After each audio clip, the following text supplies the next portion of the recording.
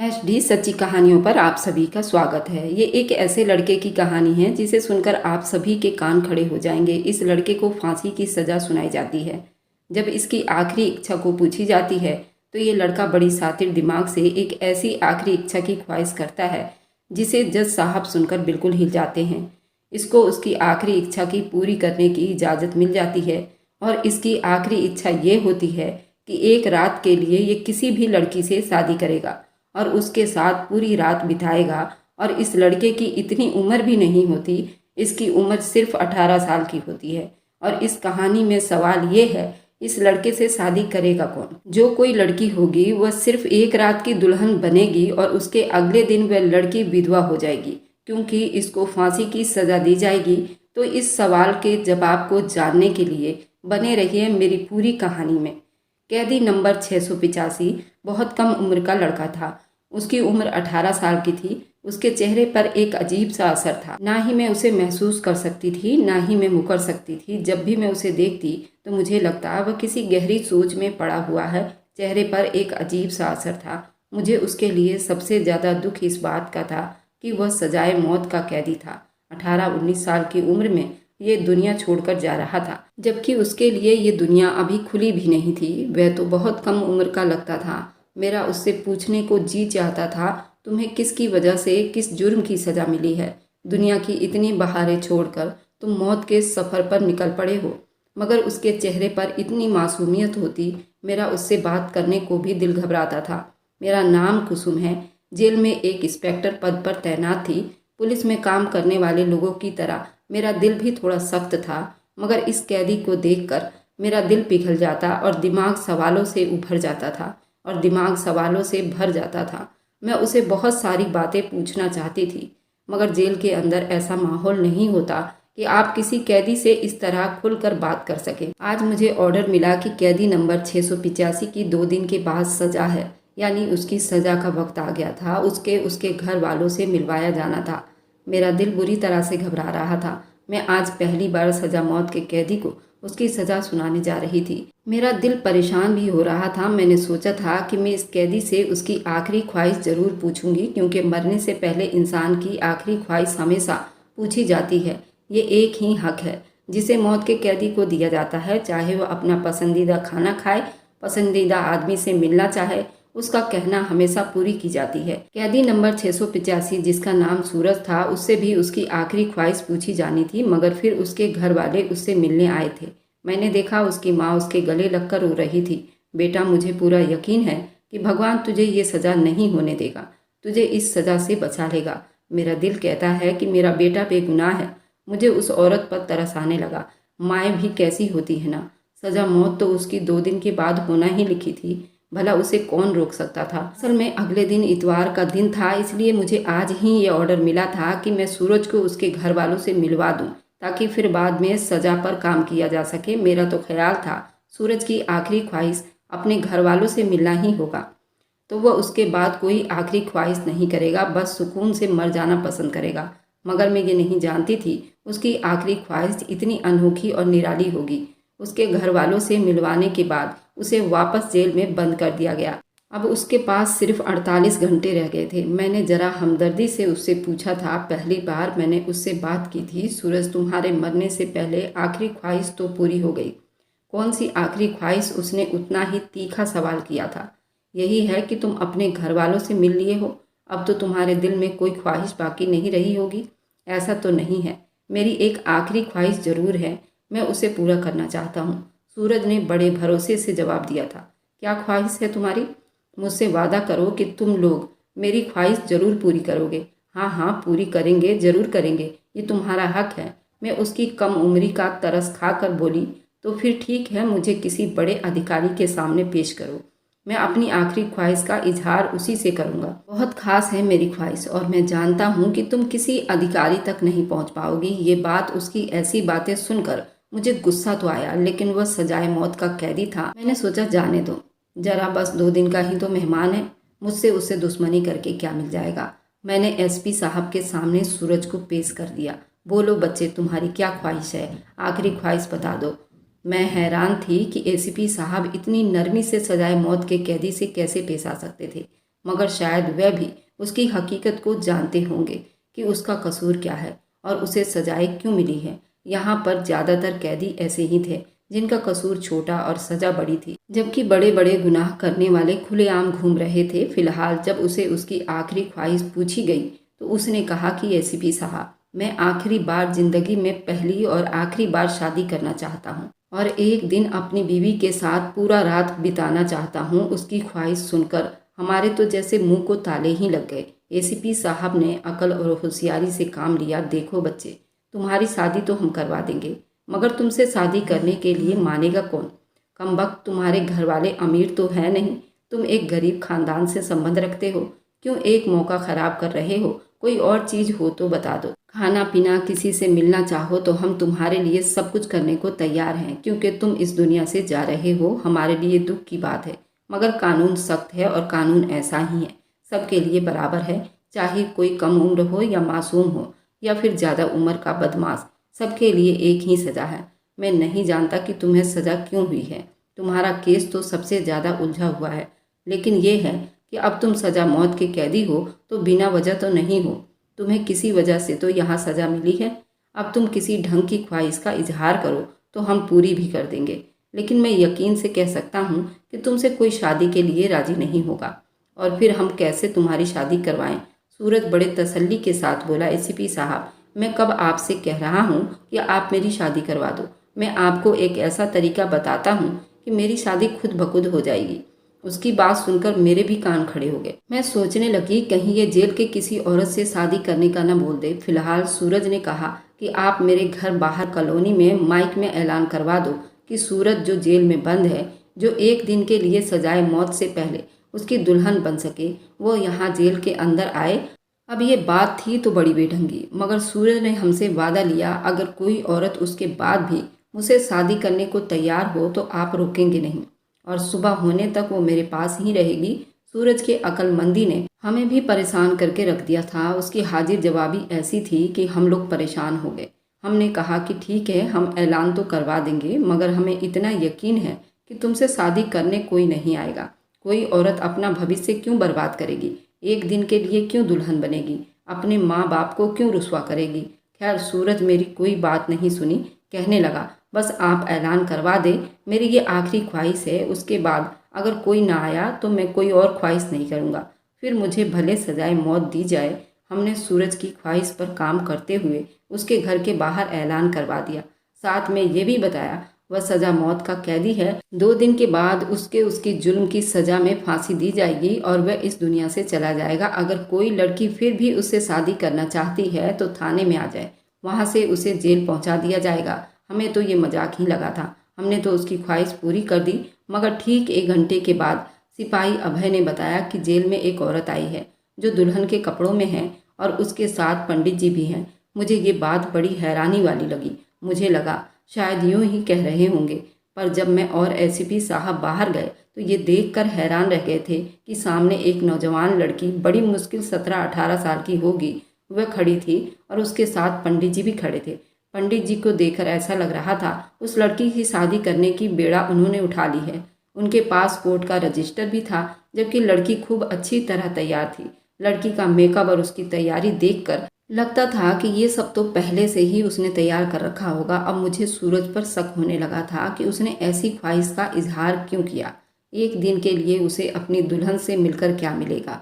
ये औरत कौन है? मैंने पंडित जी से पूछा तो वह कहने लगे, जी मुझे नहीं पता, ये मेरे पास आई थी, इसने इसी तरह दुल्हन का कपड़ा पहना हुआ था, बोली कि मुझे जेल लेकर चलो, मैं सूरज से शादी करना चाहती हूँ। मुझे नहीं पता कि इस लड़की के दिल में क्या आया। मैंने तो इसे समझाया कि ऐसा ना करो, मगर ये समझने को तैयार नहीं है, और ये लड़की कह रही है कि मुझे सूरज से ही शादी करनी है। मैं इसे बता चुका हूँ कि वह सजाए मौत का कैदी है, 2 दिन के बाद उसकी मौत हो जाएगी, मगर ये मानती ही नहीं। कहती है कि कोई बात नहीं, मैं एक ही दिन सूरज के साथ रहूंगी तो मेरी ख्वाहिश पूरी हो जाएगी, क्योंकि मैं सूरज से सच्ची मोहब्बत करती हूँ। हमें नहीं पता था कि सूरज को कोई लड़की इतना चाहती होगी, उसके लिए सब कुछ छोड़ने को तैयार होगी। बात बड़ी अजीब सी थी, लेकिन खैर, हमारा काम तो उसकी ख्वाहिश पूरी करनी थी। हमने किसी बात पर कोई ऐतराज़ नहीं किया। पंडित जी को बुला लिया गया। सूरज को उसके सेल से बाहर ऑफिस में बिठा दिया गया। पंडित जी ने उन दोनों की शादी संपन्न करवा दी। सूरज ने कहा कि अब ख्वाहिश के हिसाब से और वादे के हिसाब से अब मेरी दुल्हन को मेरे सेल में भेज देंगे। मैं उसके साथ बातें करूंगा पूरा दिन, बस हम अपनी पुरानी यादें ताज़ा करेंगे, फिर ये चली जाएगी। उसके बाद मुझे आप फांसी पर चढ़ा दो, कोई गम नहीं है, मुझे मेरी मोहब्बत मिल जाएगी। सूरज की बातें सुनकर मेरी आंखों में भी आंसू आ गए थे। सच्ची मोहब्बत वाकई ऐसी होती है, मैंने यही दिल में सोचा था, मगर ये नहीं जानती थी उसके पीछे कितनी बड़ी कहानी होगी जो हमारे भी होश हवास उड़ाकर रख देगी। एसीपी साहब ने मुस्कुराते हुए मुझे इशारा किया कि तुम उस लड़की को सूरज के सेल में बंद कर दो, वहाँ तो कुछ भी नहीं है, बिस्तर भी नहीं है। ये बेचारी खुद ही तंग आकर थोड़ी देर में बाहर निकलने के लिए कहेगी। मैंने भी यही सोचा था। मैंने उस लड़की को सेल में ले गई। वहाँ तो बड़ी मुश्किल से 2 लोगों के खड़े होने की जगह थी। मैंने उन दोनों को सेल में बंद कर दिया और फिर बाहर आ गई। मुझे लगा था कि थोड़ी देर के बाद वे लड़की तंग आ जाएगी, मगर मुझे हल्की हल्की सी आवाज़ें आने लगी। ऐसा लग रहा था कि कोई कुछ खोलने की कोशिश कर रहा है। शक हुआ कि शायद सेल का दरवाज़ा तोड़ने की कोशिश की जा रही है, मगर मैं तसल्ली में थी। मैं जानती थी कि सेल का दरवाज़ा खोलना इतना आसान बात नहीं है। मेरी कोशिश यही थी कि सूरज अपनी आखिरी बातें अपनी मासूका से कर ले। मुझे उन दोनों में फ़िलहाल कोई दिलचस्पी नहीं थी। जो वो बातें कर रहे थे ना ही मैंने सुनी और ना ही उन पर ध्यान दिया। मुझे तसल्ली करने के लिए बस यही बात काफ़ी थी कि सेल पर एक मजबूत ताला लगा हुआ था और उस ताले को कभी भी चाहकर नहीं खोला जा सकता था। काफ़ी देर गुजर गई थी, मुझे नींद आने लगी थी। तभी मुझे उस सेल में थोड़ी सी चीखने की आवाज़ आई। मैं जल्दी वहाँ पहुँची तो वह लड़की जिसे सूरज के साथ शादी की थी, वह लड़की सेल में बैठी हुई थी। उसने कहा कि मुझे यहाँ से निकाल दिया जाए, मैं सूरज के साथ 1 मिनट नहीं रह सकती। मुझे लगा कि शायद सूरज उस लड़की के साथ कोई बदतमीजी की होगी। उसने कहा कि मेरे घर वाले मेरा इंतज़ार कर रहे होंगे, मुझे घर जाना है। मैंने जल्दी जल्दी सेल का दरवाज़ा खोला, उस लड़की को आज़ाद किया और वापस ताला लगाकर सूरज को कैद करके वापस अपने कमरे में आ गई। मैं इस बात से बेखबर थी कि जब मैं सुबह उठूंगी तो एक तूफान होगा जो मेरे इंतज़ार में होगा। एसीपी साहब ने मुझसे कहा, वह सजाए मौत वाला कैदी 685 कहाँ है? मैंने कहा, वह अपने सेल में होगा। आप ऐसा क्यों पूछ रहे हैं? वह बोले, मुझे तो कहीं नज़र नहीं आ रहा। मैंने एक दूसरे कांस्टेबल को भेजा था, वह सूरज को लेकर आए। तुम जाकर सेल नंबर 685 में चेक करो वह कहाँ है, कहीं तुमसे कोई गलती तो नहीं हो गई है। मैंने एसीपी साहब को ये तो कह दिया था कि मैं जाकर देखती हूँ, पर मेरा दिल तेजी से धड़क रहा था, मानो मुझसे सांस नहीं लिया जा रहा था। अगर वह कैदी कहीं गुम हो गया, उसने मुझे चकमा दे दिया होगा तो मैं क्या करूँगी? फिर मैंने जल्दी जल्दी 685 वाले सेल में गई। वहाँ तो अंधेरा ही छाया हुआ था। मामूली के हिसाब से मैं सूरज को आवाज़ दिया, पर कोई जवाब नहीं आया। मैंने टॉर्च जलाकर देखा तो एक मरियल सा आदमी था जो कि सेल के फर्श पर पड़ा हुआ था। ऐसा लग रहा था उसकी मौत वाकई हो चुकी है। मैंने जल्दी से सेल को खोला, मगर जब मैंने उसे हाथ लगाया तो मेरी तो जान ही निकल गई। इतने में एसीपी साहब भी वहाँ पहुँच चुके थे। उन्होंने भी उस आदमी की तरफ देखा था, उनके भी होश उड़कर रह गए थे। एसीपी साहब मुझे डांटने लगे, तुम्हें इतनी अकल नहीं है, तुम्हें इतना एक्सपीरियंस हो गया है यहाँ काम करने का, मगर अभी तक तुम लोगों की समझ नहीं आई है। शर्म आनी चाहिए तुम्हें, पता नहीं तुम्हारा ध्यान कहाँ होता है। अब अगर किसी लापरवाही की वजह से मुझ पर सख्ती की गई तो उसका सारा हिसाब मैं तुमसे लूँगा, उसकी जिम्मेदार सिर्फ तुम होंगी। एसपी साहब मुझे बातें सुनाने लगे। मेरा दिल चाह रहा था कि सामने मौजूद लड़की को उठाकर पटक दूं। इतना बड़ा धोखा जो हमारे साथ हुआ था उसे किसी तरह भी भुलाया नहीं जा सकता था। मैंने तो सोचा था ये लड़की जो दुल्हन बनकर सूरज के साथ मिलने आई है उसके मोहब्बत में पागल है, दीवानी है, मगर मैं ये नहीं जानती थी कि सूरज ने इसे हमें धोखा देने के लिए इस्तेमाल किया है। वह खुद दुल्हन के कपड़ों में निकलकर जेल से भाग गया था और हमारे सामने उस लड़की को छोड़ गया था। अब उस लड़की को सजाए मौत तो हम नहीं दे सकते थे, क्योंकि सजा मौत का कैदी जो होता है सजा उसी को दी जाती है। अब उस लड़की का क्या कर सकते थे, जबकि ये लड़की मर्दाना कपड़ों में हमारे सामने बैठी थी। हमारे पूछने पर उसने कहा, आप लोगों ने सूरज के साथ अच्छा नहीं किया, वह सजा मौत का हकदार नहीं था। ये बात तो वक्त साबित करेगा। उस लड़की ने आंखों में आंखें डालकर मुझे ये बात कही तो मुझे उस पर ज़्यादा गुस्सा आने लगा, मगर मैं कुछ कर नहीं सकती थी। एसीपी साहब ने ऑर्डर दिया कि अब सूरज को जल्द से जल्द ढूंढा जाए, वरना 2 दिन के बाद हम क्या जवाब देंगे। हमें उसे सजाए मौत देनी थी, फांसी के फंदे तक पहुंचाना था और वह हमें चकमा देकर भाग गया है। बड़े अफसोस की बात है, मुझे तुम्हारी ड्यूटी मर्दों की जेल में लगानी चाहिए थी। औरत औरत ही होती है, वह मर्दों को नहीं समझ सकती। एसीपी साहब मुझे खरी खोटी बातें सुना रहे थे। मेरा दिल था कि घबरा रहा था। मैं समझ नहीं पा रही थी इतना बड़ा धोखा मेरे साथ कैसे हो सकता है। मैंने एक आदमी पर भरोसा किया, एक लड़की पर तरस खाया, तरस खाकर उसकी शादी करवाई और उसने मेरी आंखों में ही धूल झोंक दी। मगर अब हमारे पास सिर्फ एक ही चारा था। हम सब उस लड़की के माँ बाप तक पहुँचते या फिर सूरज को ढूंढकर रात के अंधेरे में कहाँ गया था। हमें इस बात का बिल्कुल पता ही नहीं था क्योंकि वह यहाँ से सुबह 4 बजे निकला था। मगर मुझे उस लड़की पर हैरानी हो रही थी। अब मेरा सारा ध्यान उस लड़की के ऊपर था। आखिर क्यों वह लड़की सूरज की जगह बैठने पर राजी हो गई? कैसे उसने सूरज को अपना पति भी मान लिया? और कैसे उसने ये सोच लिया कि सूरज के हिस्से की फांसी उसे दी जाए? इतनी मोहब्बत किसी मुजरिम से तो की नहीं जा सकती थी। अगर सूरज इतना बुरा होता तो ये लड़की उसे इतनी मोहब्बत कैसे कर सकती थी? मैंने उसके माँ बाप का पूछा तो उसने मुझे साफ साफ बता दिया, वह संजय की बेटी हूँ और संजय साथ वाले गांव में रहता था। संजय को बुलाकर लाना हमारे लिए कोई मुश्किल बात नहीं थी। मगर मैंने सोचा जब लड़की मेरे सामने है तो क्यों ना मैं सारी बात इसी से पूछ लूँ। तब उसने एक अजीब बात कही, बोली कि मैं सूरज भाई के बारे में एक एक बात आपको सच बताने के लिए तैयार हूँ। मैंने हैरानी से देखा था, वह अपने पति को भाई कह रही थी। क्या कहा तुमने? सूरज भाई?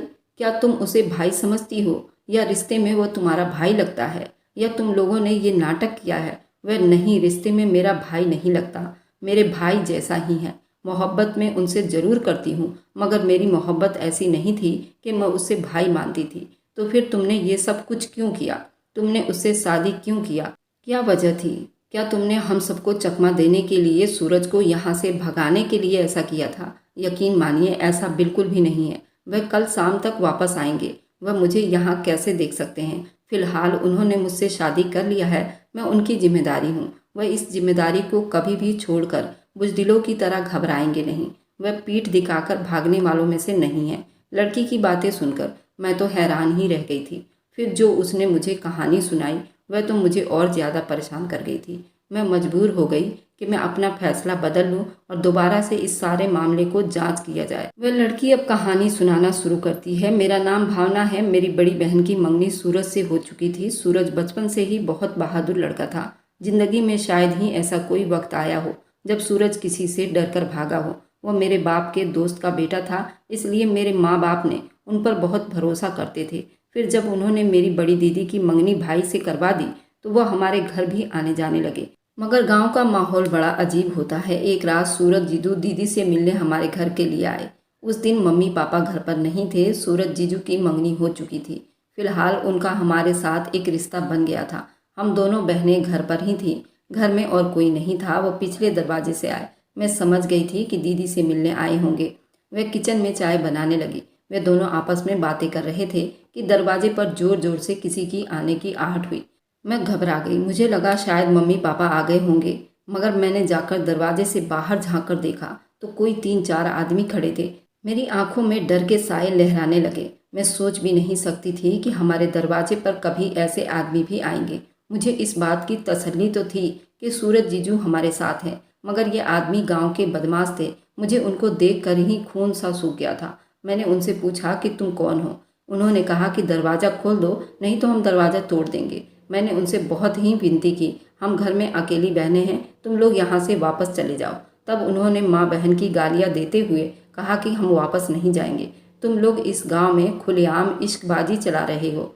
हमें साफ पता चला है इस घर में और कौन कौन है। हमारे सामने तुम लोगों के घर में एक लड़का आया है। ये शोर सुनकर सूरज जीजू भी बाहर आ गए। उन्होंने घर का दरवाज़ा खोल दिया, मुझे अंदर जाने को कहा। मैं तो अंदर कमरे में चली गई, मगर सूरज जीजू उन लोगों से उलझ पड़े। उनमें से एक ने बहुत गलत बात की। बोला कि अगर हमें पता होता यहाँ पर लड़कियाँ हैं और इस तरह की लड़कियाँ हैं तो हम भी 2-4 प्यार के फूल खिला ही लेते, पैसे भी अच्छे देंगे। ये बात सुनकर सूरज जीजू से रहा नहीं गया। उन लोगों ने इतनी गलत बात कर दी थी कि सूरज जीजू गुस्से से उभर चुके थे। फिलहाल उनकी होने वाली पत्नी के बारे में इतनी गलत बातें की किसी भी आदमी के सामने तो कोई बर्दाश्त नहीं कर सकता। सूरज जीजू ने उस टाइम तो उन लोगों को कुछ भी नहीं कहा। क्योंकि एक तो वो बिल्कुल खाली हाथ थे और उन सभी बदमाशों के पास हथियार था, और अक्लमंदी भी यही थी। उस वक्त उनको चुप रहना था। हम बहनों के होते हुए उनसे लड़ा ना जाए। उन्होंने उन्हें समझा बुझाकर भेज दिया, मगर अब तो ये रोज का ही तमाशा बन गया था। हमारे घर के बाहर 3-4 बदमाश खड़े रहते थे। जैसे ही मेरे मम्मी पापा इधर उधर होते, ये लोग हमें तंग करने लगते। एक दिन ऐसा ही एक किस्सा हुआ जिसने हमारी जिंदगी को हमेशा के लिए बदल कर रख दिया। मेरी दीदी अपने कमरे में सो रही थी। खिड़की तोड़कर एक बदमाश कमरे में घुस आया। उसी वक्त सूरज जीजू भी घर में दाखिल हुए। उन्होंने उस आदमी को अंदर आते हुए देख लिया था। उनसे ये बात बिल्कुल भी बर्दाश्त नहीं हुआ। बस फिर ऐसे ही लड़ाई हुई जिसने सिर्फ मेरी बहन की जान ले ली, बल्कि सूरज जीजू के हाथ से भी एक ऐसा जुल्म हो गया जिसकी सज़ा उन्हें सजाए मौत की सूरत में मिली। अगर हम लोग अमीर होते, हमारे हाथ में कोई ताकत होती, तो यकीनन ऐसा नहीं हुआ होता, क्योंकि किसी के घर पर हमला करके उसकी इज्जत पर हमला करने के जवाब में किसी पर फूल तो नहीं बरसाएंगे ना। सूरज जीजू ने भी जो किया वह अपनी इज्जत और अपनी मर्यादा को बचाने के लिए किया। उन पर किसी तरह का केस बनता भी नहीं था। जबकि गांव के लोग ताकतवर थे, उन्होंने सूरज जीजू के लिए जिंदगी नर्क बना दिया था। पहले वह 6 महीने इधर उधर छुपे रहे, मगर फिर आखिरकार उन्हें पकड़कर जेल में डलवा दिया गया।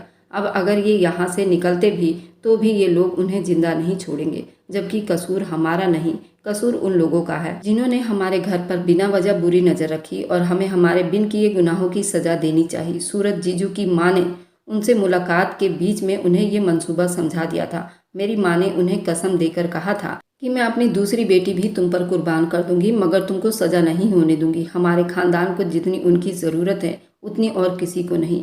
मैं मर भी जाऊं, किसी को कोई फ़र्क नहीं पड़ेगा। ये कहकर वह लड़की रोने लगी। मुझे समझ नहीं आया कि अब इस केस में क्या होगा, लेकिन बस भगवान की मदद से उन लोगों की भी किसी बड़े तक पहुंच थी। सूरज जीजू उसी दिन आदमी से मिलने के लिए शहर गए हुए थे। रातों रात जाकर अपने केस उनके सामने रखा।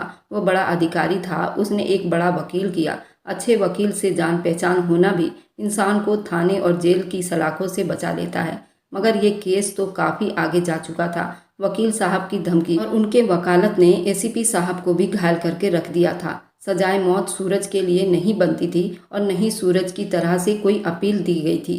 उसे सफाई का मौका भी नहीं दिया गया। केस चला, उसके बाद सूरज जीजू बरी हो गए, क्योंकि वह बिना हथियार के थे। उसके पास तो कोई हथियार भी नहीं था, और ना ही उनके नाम पर कोई हथियार खरीदा गया था। भगवान ने शायद उनकी मोहब्बत और सच्चाई की लाज रखी थी, वरना इतने बड़े केस से मैंने कभी भी किसी को बरी होते हुए नहीं देखा। भगवान हम सबके दिलों में वह सच्चाई दे जिससे हम किसी का नुकसान ना पहुंचाएं, और अपने सच्चाई पर यूं ही साबित कदम रहें। मेरी भगवान से यही प्रार्थना होती है। अगर आपको आज की कहानी पसंद आई है तो वीडियो को ज़रूर लाइक कीजिएगा और अपने दोस्तों के साथ शेयर भी कीजिएगा। और हाँ, अगर आपने अभी तक हमारे चैनल को सब्सक्राइब नहीं किया है तो जाकर ज़रूर सब्सक्राइब कर लीजिए। मिलते हैं हम अपनी कल की एक नई दिलचस्प कहानी के साथ। मुझ पर सदा अपना प्यार और स्नेह बनाए रखें। सभी को मेरा प्यार भरा नमस्कार दोस्तों।